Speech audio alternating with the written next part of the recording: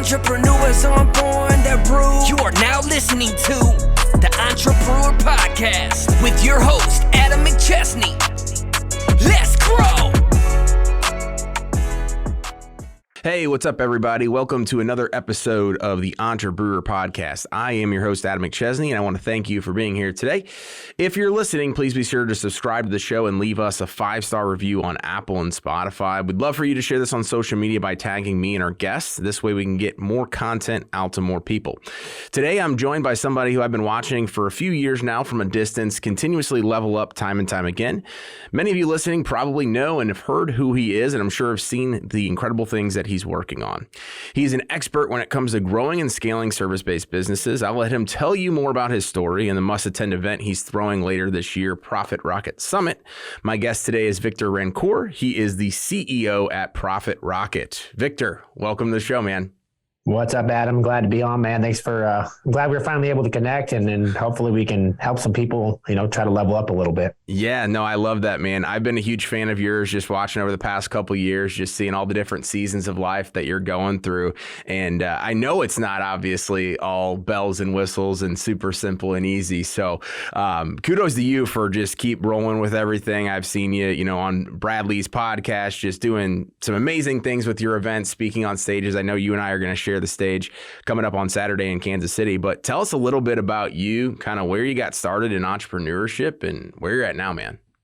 Yeah, I mean, obviously, my background, I guess, would be in the home service space. Obviously, HVAC is where I got started about 8 years ago, answering a Craigslist ad, man. Like I had no idea what HVAC stood for. All I know was I was broke and I needed a job, and they told me they would pay me and give me a truck to drive. So jumped off answered that Craigslist ad, showed up for an interview, and just fell in love with it, man. I fell in love with the opportunity, just like any sales job, right? Like there was they showed me the pay plan, and there was opportunity for me to work harder and make more money, right? And I always look at it like I always look for high level earning potential jobs, right? And HVAC became one of those, and I didn't know much about it, but I knew that if I worked my butt off, that I'd be able to figure it out. So I ended up becoming a technician.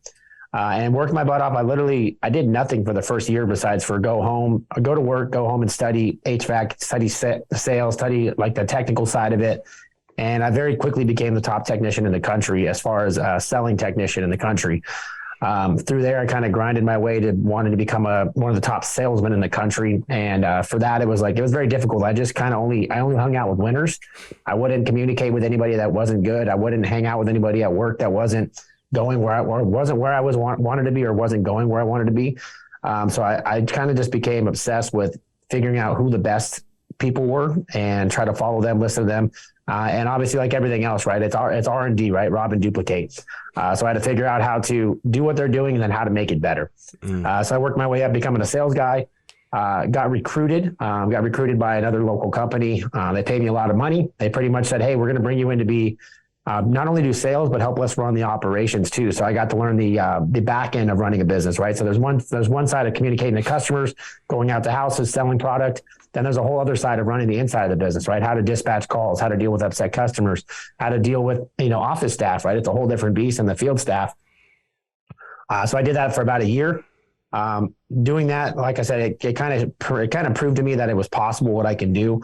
But keep in mind, I was still pretty young at that point. So, I decided to have my, I guess you call it your entrepreneurial seizure at 28, almost 29 years old.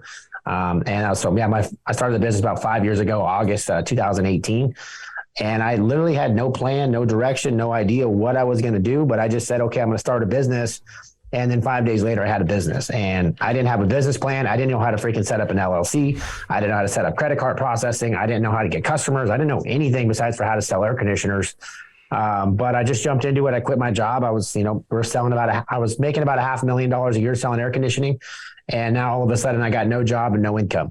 And I had to kind of figure it out. So, and my bills didn't stop. So that was fun. But I think that's what kind of lit the fire under my ass. It's like either, I always use the term like, what's it called? Burn the ships. Right. And, you can either put 1 foot in, 1 foot out, or you can just go all in and say, this is the only opportunity I have. And that's kind of what I did. And that's kind of blossomed from there. So yeah, so my background, like I said, is HVAC. And now, I've started a company out in Southern California called Absolute Airflow. And I scaled it to one of the fastest growing companies in the home service space in the entire country. And then I exited it about 2 months ago. I sold that business And now I'm an investor in companies all over the country. And then now I also help contractors learn and understand numbers, learn and understand sales, learn and understand how to acquire customers, obviously how to run a business and how to acquire talent is kind of what I teach now. I love it. And I've heard your story before. I love hearing that obviously started kind of just from a Craigslist ad all the way through the evolution that you had and how quickly that's transpired. I mean, just absolutely phenomenal.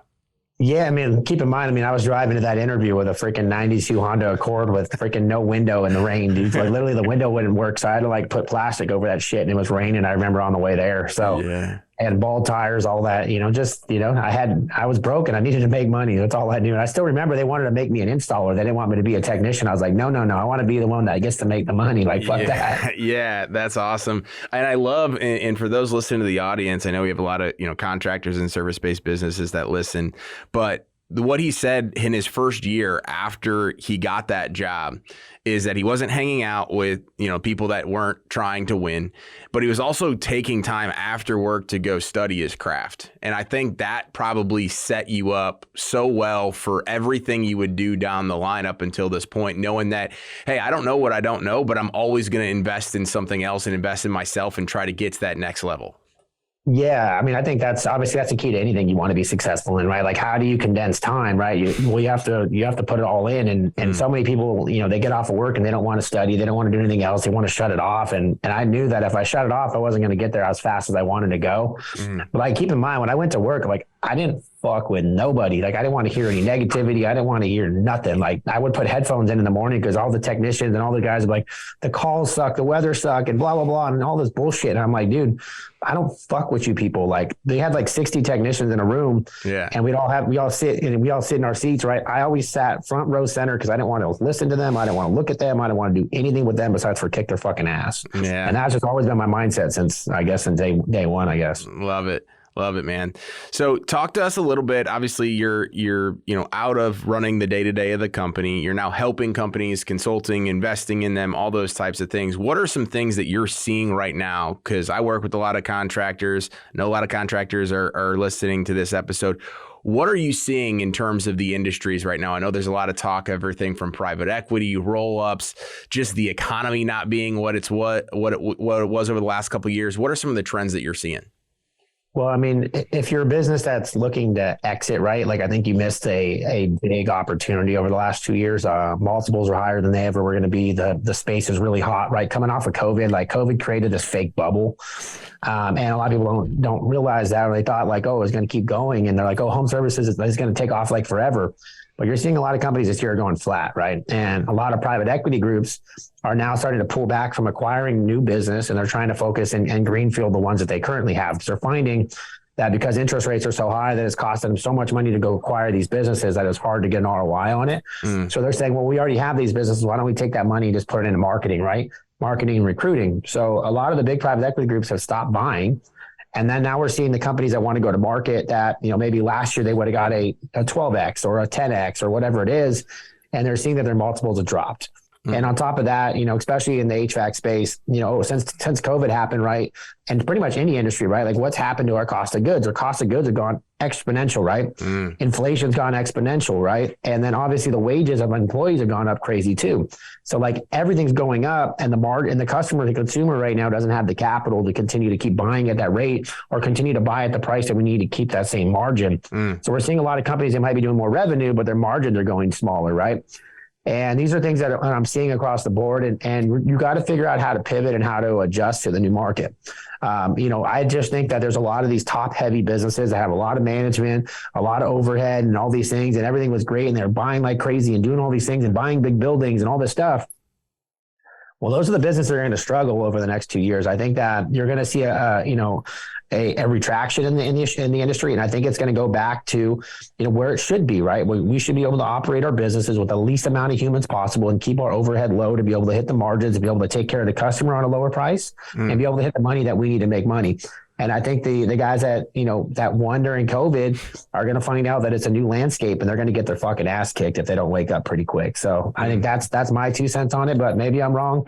But this is what I'm seeing nationwide, is that the companies that are fat and happy are all of a sudden they're starting to pivot, and we're seeing layoffs, and we're seeing a lot of things that, they didn't expect to happen because they thought it was, recession proof.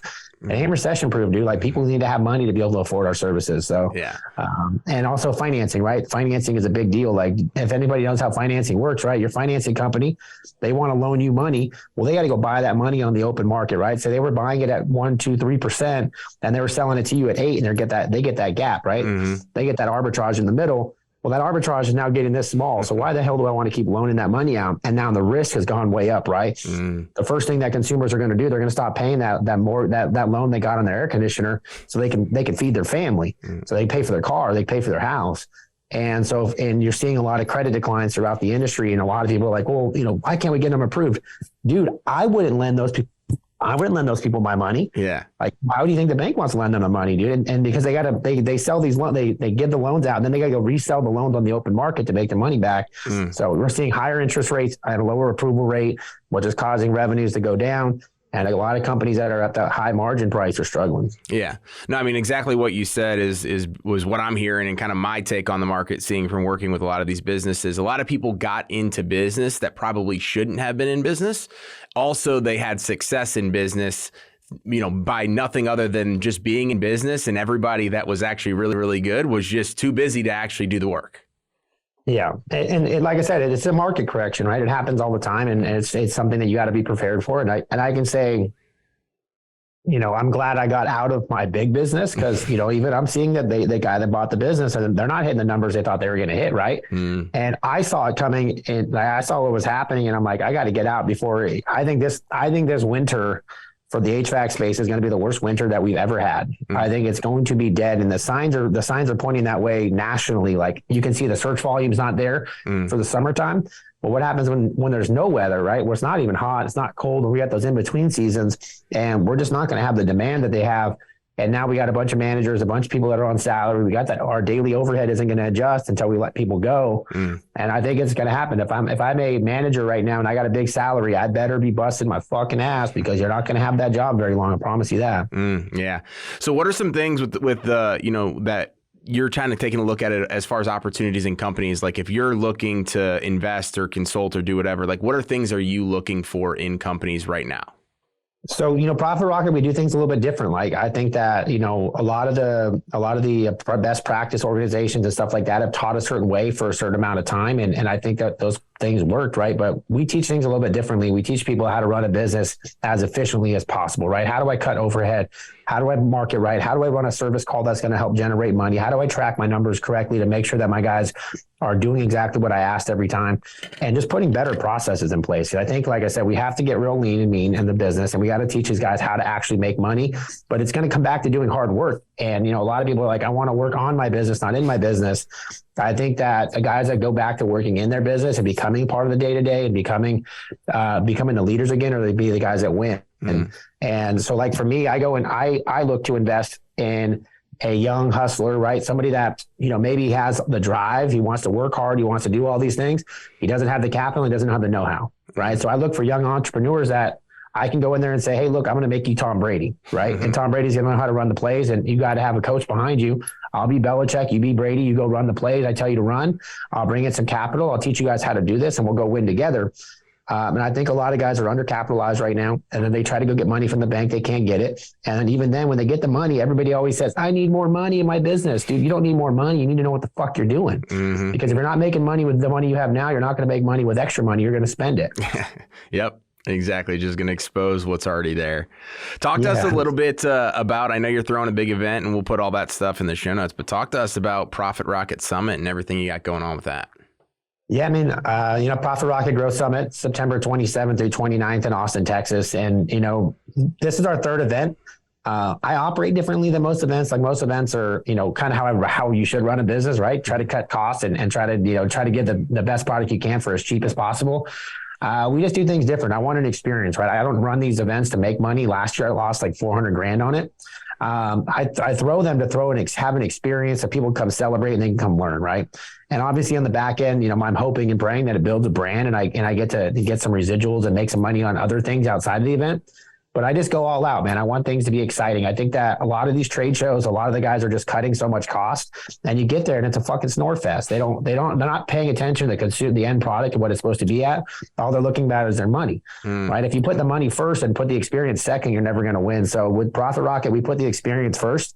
I got some amazing speakers. Obviously I got Tim Grover, Marcus Luttrell, but mainly I got a lot of industry people that have done what people are trying to do, right? I have some of the biggest names in the industry. I got some big operators, guys that have ran big businesses, but I also have guys that have started businesses in the last 5 years and have scaled them faster than other people have in their history, right? So I got guys that went from 2 million to 25 million in a 2-year period. Well, how do you do that? Well, a lot of people want to know how to do it. And these guys are not they're not any different than anybody else. They put a plan in place and they executed.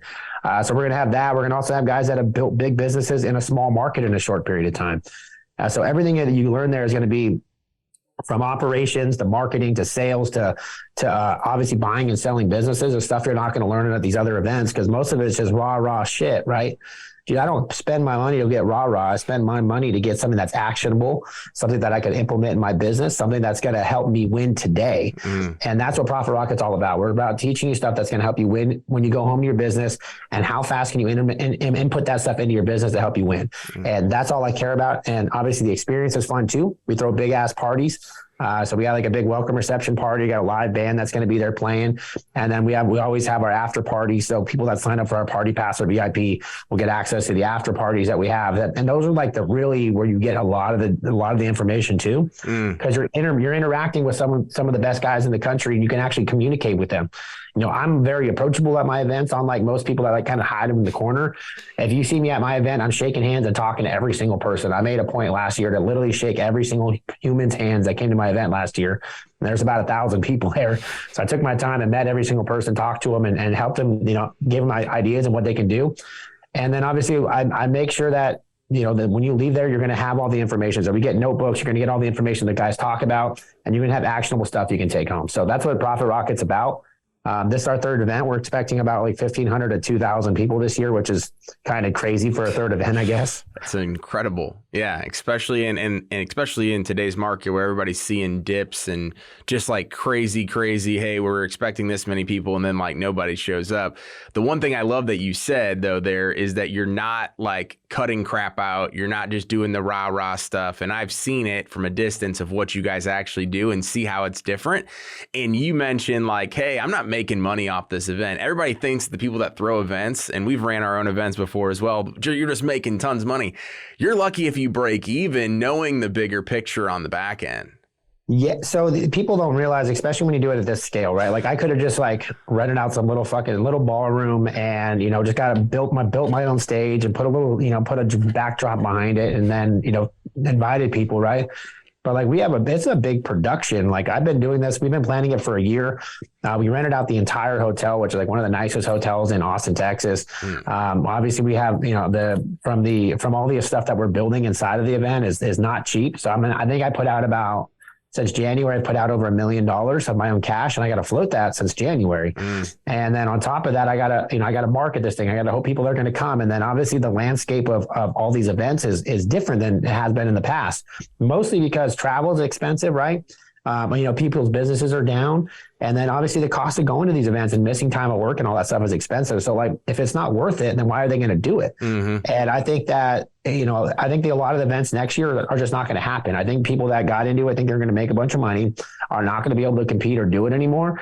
And I hope they do, because I don't think they belong in the space unless they're really, really to put in the work and willing to sacrifice what it takes to put on something that's going to make people actually want to come out and actually enjoy it and actually be able to take something actionable. And that's what, like I said, we just do things a little bit different. We're not parading the same people on stage over and over and over again and just giving you rah-rah.